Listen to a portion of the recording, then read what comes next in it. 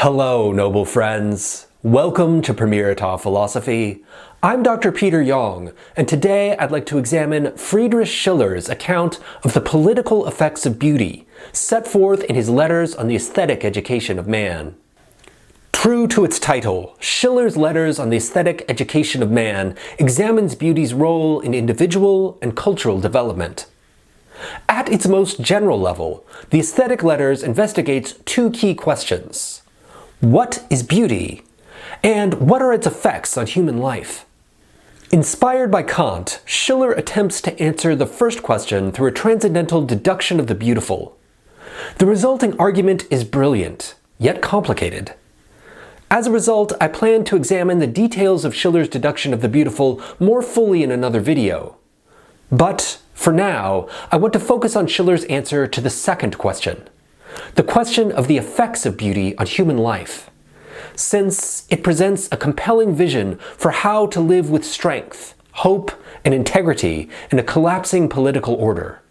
Schiller begins his letters by defending himself against an objection still murmured by today's culture despisers. Is it not imprudent, indeed even immoral, to think about beauty and art given the enormity of the political crisis that confronts us?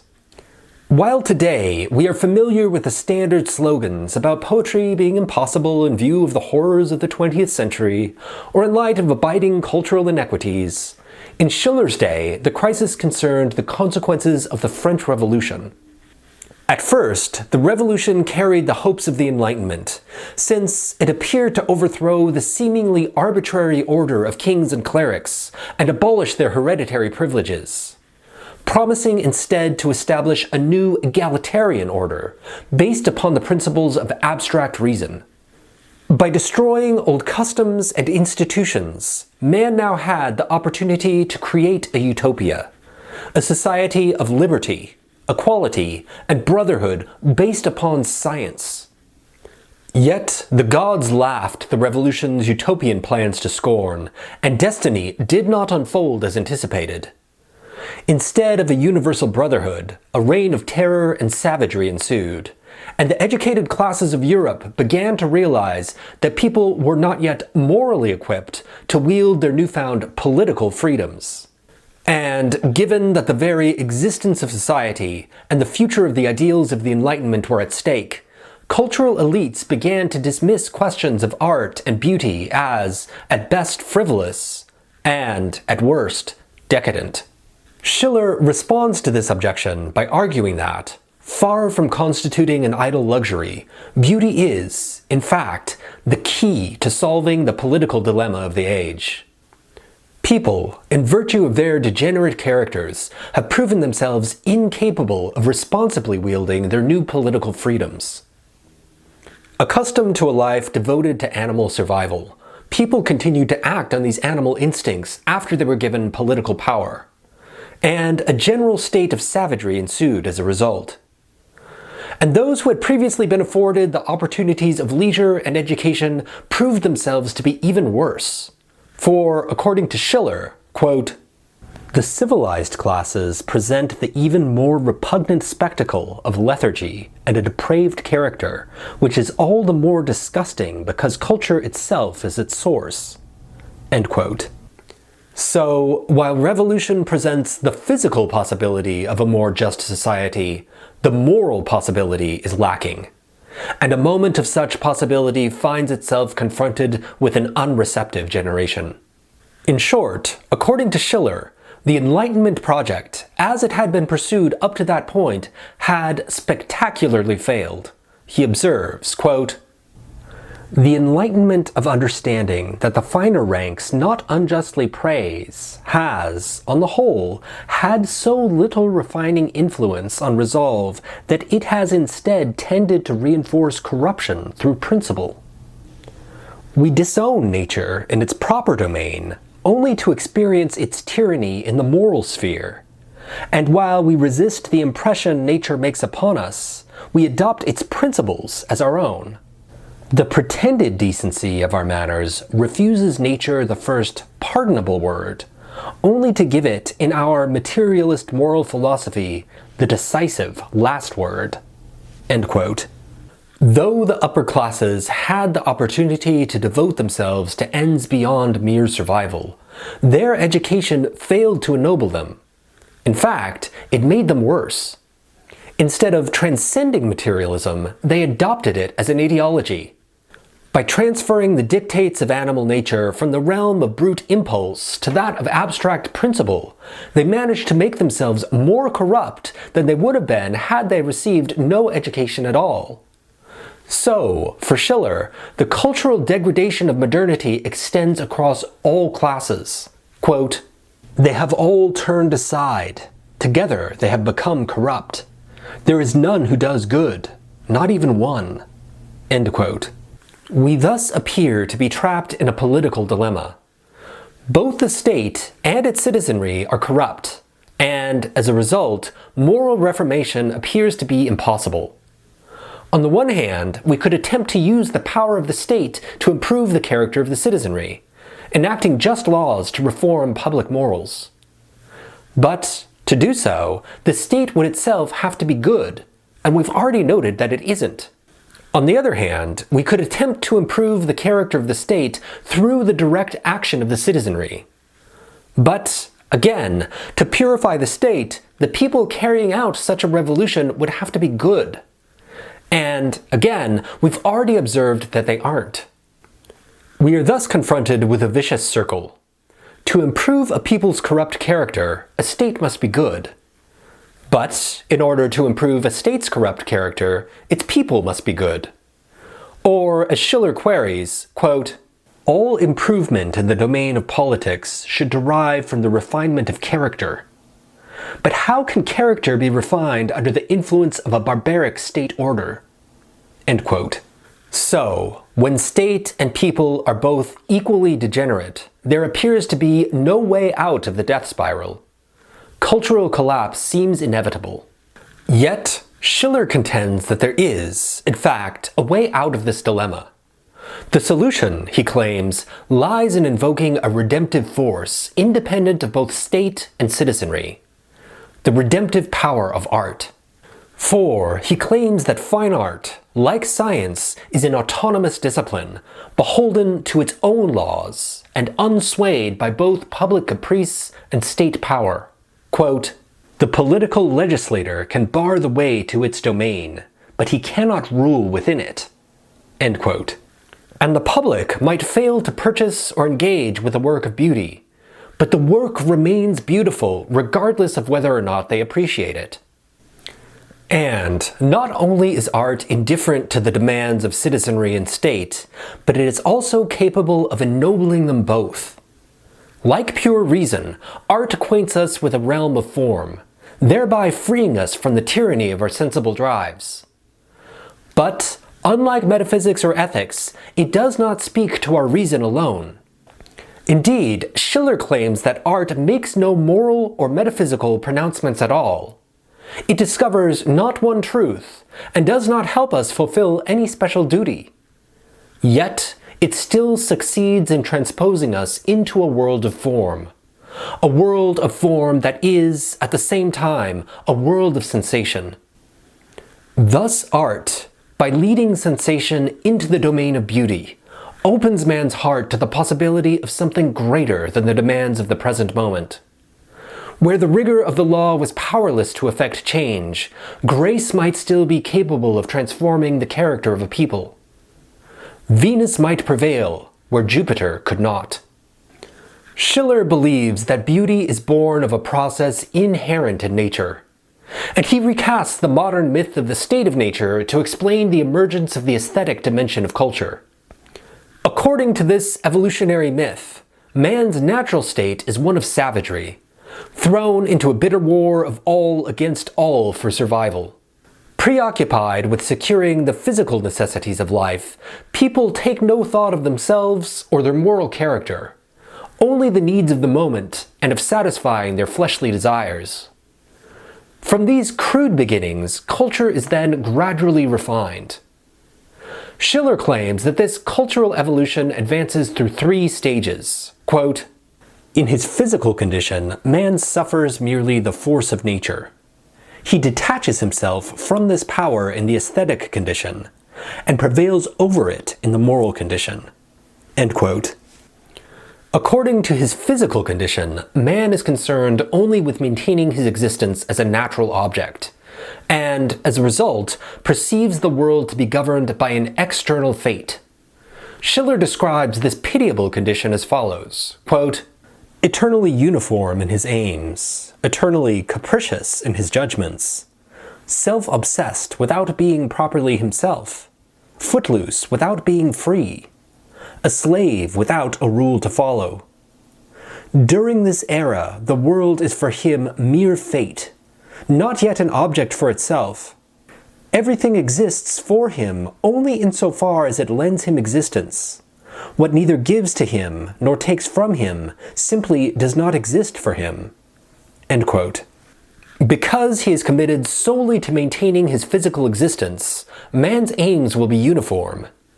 No matter what situation confronts him, he will aim to ensure his own survival, acquiring and maintaining what is necessary to physical life. Yet, at the same time, because he lives within an ever-shifting environment, with new resources to be exploited and threats to be avoided, his judgments will remain forever capricious. He has not abstracted to find a realm of stable laws by which to direct his life, imposing his character upon the world before him.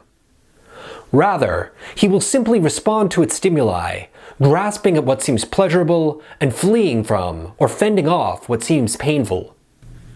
Because he is free from the demands of reason, he, in fact, has no real freedom. And though he is a slave to his physical circumstances, he has no true rule to follow, blind as he is to the moral law. He cares only for his own individual existence, treating everything else as an instrument to be used on its behalf. Quote, "Either he hurls himself upon things to devour them greedily, or things threaten to destroy him and he bats them away in horror." End quote. And, given that he himself conducts his affairs in this manner, driven exclusively by greed and the will to power, he attributes the same motivations to his neighbors. Quote, "He never sees others in himself, only himself in others. And society, instead of rendering him part of a species, ever more closely locks him into his individuality." End quote. Each is an isolated individual, competing with all others for survival, seeking victory by any means necessary. Schiller believes that reason cannot shine directly into this darkened state, for man is too caught up in the immediate demands of survival and the mechanistic outworkings of fate to reflect upon his condition. A mediating state is thus needed to deliver him from the domain of mere sensibility and transfer him to the moral world. And this, argues Schiller, is precisely what the aesthetic realm provides. He maintains, quote, "There is no other way of making the sensuous man rational than by first making him aesthetic." End quote. Indeed, Schiller contends that the shift from the natural stance to the aesthetic stance is greater than that from the aesthetic stance to the ethical stance. Schiller observes, quote, "Through the aestheticization of the soul, the autonomy of reason is opened to the domain of sensibility, the power of sensation broken even within its own boundaries, and the physical man refined to such an extent that henceforth spiritual man only needs to develop himself from the physical according to the laws of freedom. The step from the aesthetic condition to the logical and moral condition, from beauty to truth and duty, is thus infinitely easier than the step from the physical state to the aesthetic, from mere blind life to form. Man can simply make the former step by his own free will, since it involves only taking, not giving, only fragmenting his nature, not enlarging it. The aestheticized man will make universally valid judgments, and act in a universally valid way as soon as he wants to." End quote. Schiller here argues that it is only in the aesthetic condition that man first becomes aware of the possibility of reason. Confronted by beauty, the soul realizes that there is more to life than the struggle of all against all. It comes to see the existence of form within matter, the two co-constituting a harmonious whole. And in so doing, consciousness can begin to perceive a distinction between itself and the world. Schiller explains, quote, "It is only when he is in his aesthetic condition, standing apart from himself or observing himself, that his personality detaches itself from this world. And because he has now ceased to identify himself with that world, it is now evident to him." End quote. The leap from the aesthetic to the moral stance is thus substantially easier than the step from the physical to the aesthetic, since, in the former, all one has to do is abstract out general rational principles, while, in the latter, an entirely new power must emerge. The shift from the aesthetic stance to the moral stance is merely a matter of will, choosing to use one's reason, but the shift from the physical to the aesthetic grants man a will. Schiller observes, quote, "Aesthetic man often needs no more than the challenge of an exalted situation, which works directly upon his willpower, to make him a hero and a wise man. Sensuous man has, on the other hand, first to be transposed under another sky." End quote. According to Schiller, man is brought to an aesthetic condition by a grace inherent in nature itself. The contemplation of the beautiful cannot derive from a rational choice on the part of man, because man, as yet, is not in a position to reason. Likewise, there can be no moral origin for aesthetics, since aesthetics precedes morality. Rather, for Schiller, quote, "It has to be a gift of nature. Only the favor of chance can loosen the fetters of the original physical condition and lead the savage to beauty." End quote. Schiller notes that the natural world is, in fact, not the savage war of all against all that some philosophers make it out to be. Once animals have acquired more than they need to survive, their surplus energy wells up, and they exult and play. Schiller observes, quote, "If the lion is not gnawed by hunger, and not challenged by struggle with other predators, his idle strength becomes something in itself. The echoing desert is filled with his defiant roar, and his luxurious strength is displayed for no purpose. Insects swarm, full of life in the sunlight, and it is certainly no expression of appetite that we hear in the melodious tones of the songbird." End quote. And again, quote, "The animal works when want provides the spur to its activity, and it plays when the spur is sheer surplus energy, when overflowing life is itself the spur to activity. Even inanimate nature displays the same luxuriance of energy and a laxity in purpose that one could, in that material sense, call play." End quote. When not concerned with hunting food or fighting competitors, animals channel their power into play. Unconcerned with ends dictated by mere survival, they luxuriate in the excess of life. Lions roar, insects swarm, and songbirds sing, all from a sheer exuberance latent in nature. In human culture, Schiller argues that this upsurge occurs when people begin to take an interest in appearance as appearance. Schiller observes, quote, "And what kind of phenomenon is it that marks the entry of the savage into humanity? If we examine history, it is the same with all peoples who have been freed from the slavery of an animal existence. The pleasure in appearance, and an inclination to ornamentation and play." End quote. As in the animal world, the process begins when man acquires more than he needs to physically survive. He might, for example, come across an abundance of food, store it up, and begin to imagine enjoying it in the future, extending his pleasure beyond the present moment. But Schiller argues that the real shift occurs when man begins to observe the formal character of things, noticing how they appear, and thereby coming to derive an altogether different kind of pleasure in them. Quote, "Since he now includes outer form in his enjoyment, taking note from the form of things that satisfy his appetites, He goes beyond time itself, having not merely enhanced his enjoyment in extent and degree, but also ennobled the way in which he gains such enjoyment." End quote. And beginning to relish the appearance of things, he then comes to appreciate how he himself appears. Quote, "Soon he is no longer satisfied that things merely please him. He wants to be pleasing himself, although to begin with only with that which is his, ultimately with that which he is." End quote.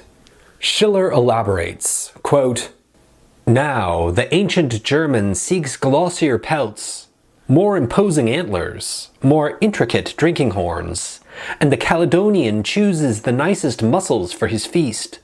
Even weapons must no longer be simple objects of terror, but must also be pleasing to the eye, and the highly decorated sword belt will be no less remarked upon than the deadly blade of the sword."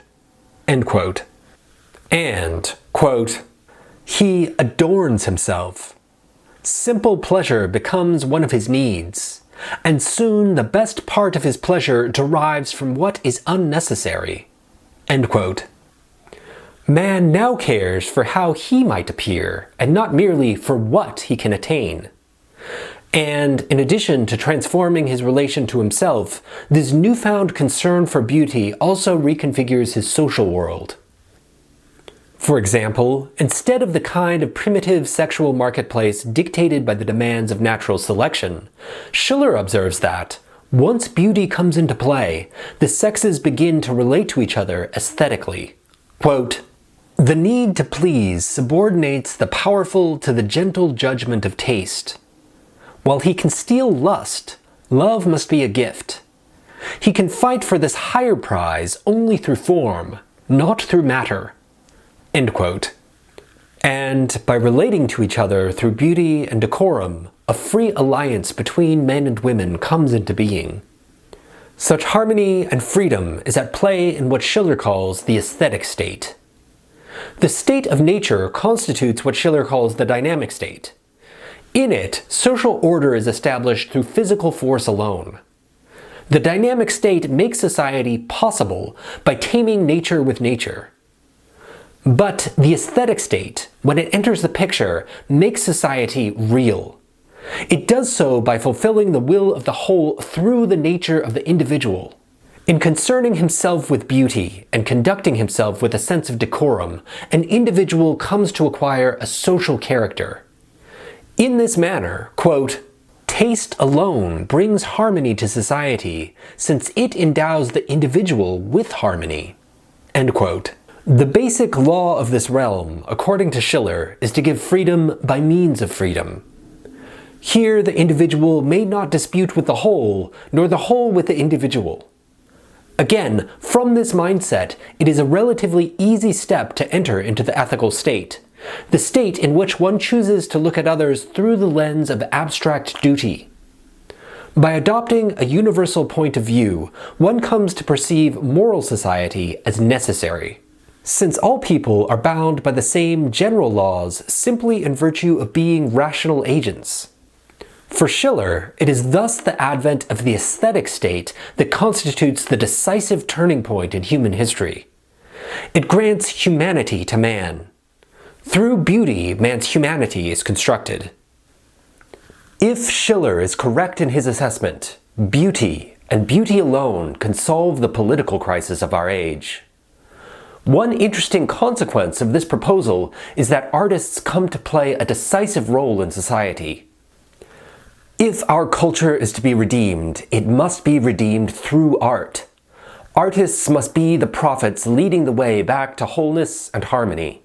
To fulfill such a calling, the artist, claims Schiller, must abandon his own age, and cleave instead to the eternal beauty shining, however dimly, in his own breast. Only after learning to live in this other world can the artist return to redeem his own fallen age. Schiller explains, quote, "The artist is certainly the child of his age, but all the worse for him if he is at the same time its pupil, even worse, its minion. May a benevolent deity tear the infant from his mother's breast and nourish him with the milk of a better age, and allow him to grow into maturity under a distant Greek sky.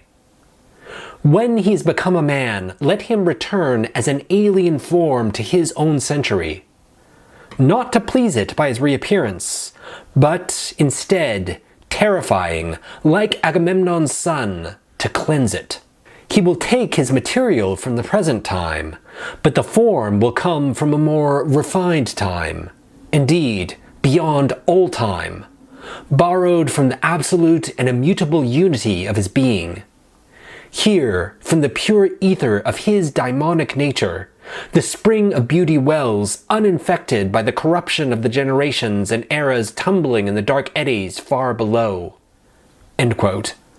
To be successful, the artist must somehow avoid the pollution of his age, rejecting its standards and forming himself instead according to the laws of a bygone era. According to Schiller, this must, in some sense, be a work of grace. Some benevolent deity must intervene to instruct the artist in the standards of a nobler time. And once the artist has matured, he will not aim to please his age, but to purify it, through the daimonic forces he is now capable of unleashing.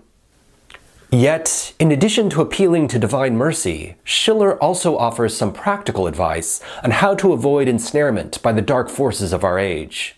He explains, quote, "How does the artist shield himself from the corruptions of his age that surround him on all sides? By disdaining its judgment. He should look upwards to his dignity and the law, never downwards to fortune and need. Free, both of a vain activity that would gladly leave its mark in the passing moment, and of the impatient spirit of enthusiasm that applies the measure of all things to the petty creations of the time, he may leave the sphere of the actual to the intellect, where it belongs. For he may strive instead to create the ideal by connecting the possible with the necessary." End quote. To live well in the Kali Yuga, one must disdain the judgment of one's contemporaries. And one does this, claims Schiller, by looking upward, precisely in the direction one's peers refuse to look.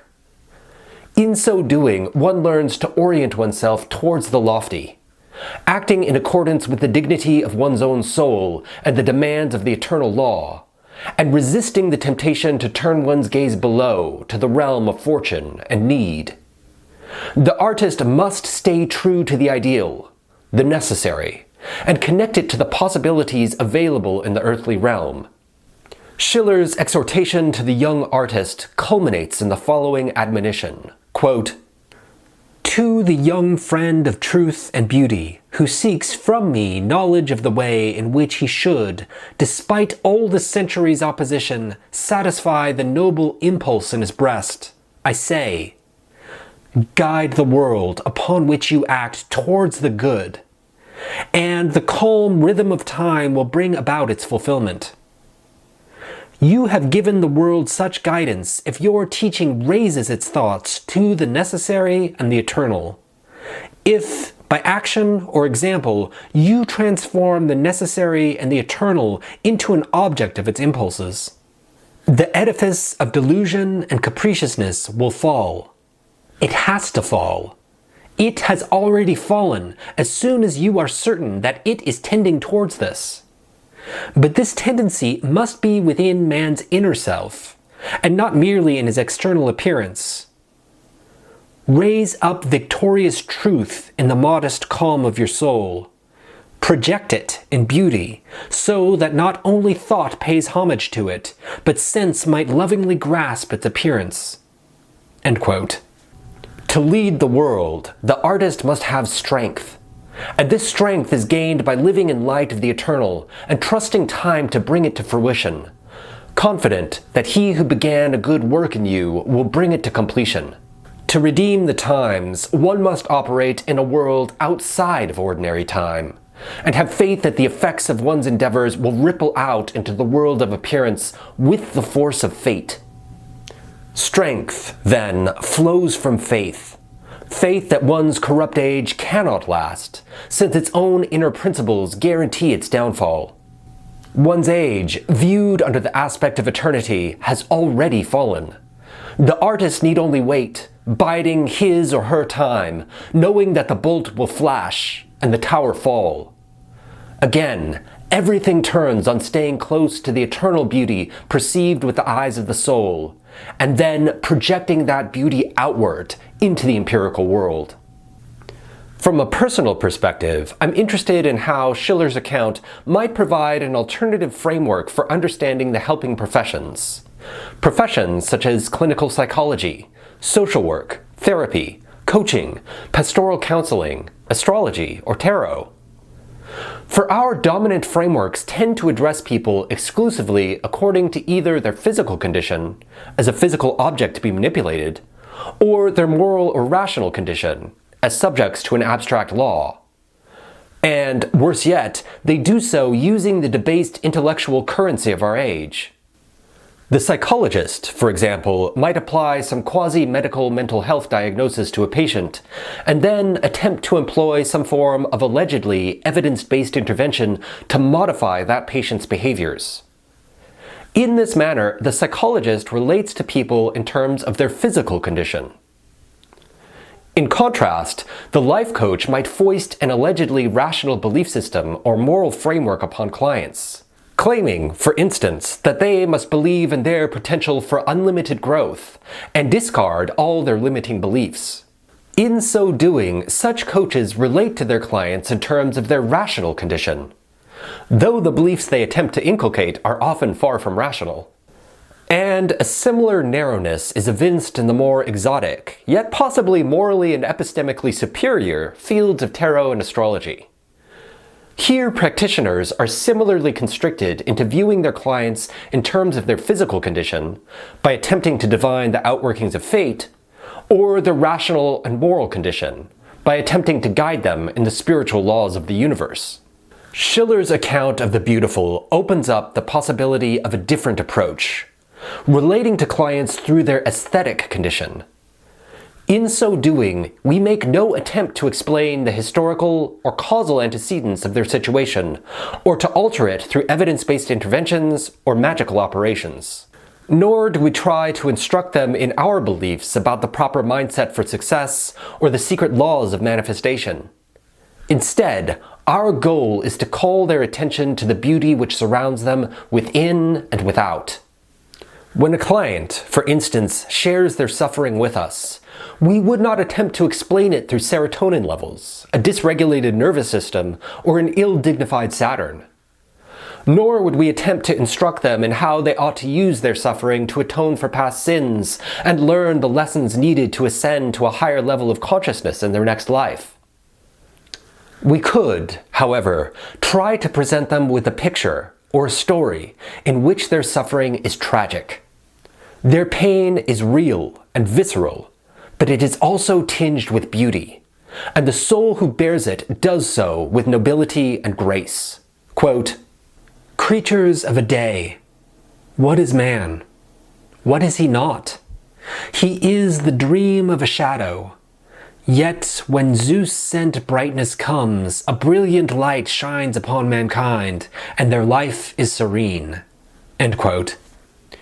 In addressing our clients in their aesthetic condition, we have a better chance of establishing an authentic connection, and of transporting them from their current constricted world to a life under freer, more open skies. As Schiller observes, quote, "The gravity of your principles will scare them off, but they will be able to bear them in play. Their taste is purer than their heart, and here you have to grasp the timid fugitive." End quote. And again, quote, "Their principles you will attack in vain, their acts condemn to no effect, but you can try your creative hand on their leisure. Chase from their pleasures all caprice, frivolity, and coarseness. So will you imperceptibly banish them from their actions, and finally from their convictions. Wherever you find them, surround them with refined, great, inspirational forms. encircle them with symbols of excellence, until appearance conquers reality, and art nature.